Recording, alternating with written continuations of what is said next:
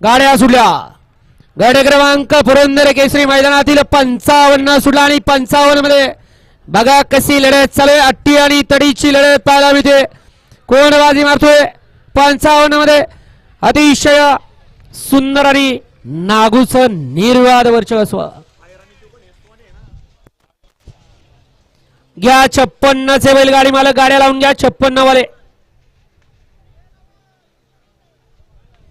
गाडी क्रमांक 55 चा निकाल आहे. तास क्रमांक 6 वरती धावलेली गाडी नाथसाहेब प्रसन्न अरविंद शेठ भोसले शंकर ग्रुप हडपसर या गाडीचा 1 नंबर आला.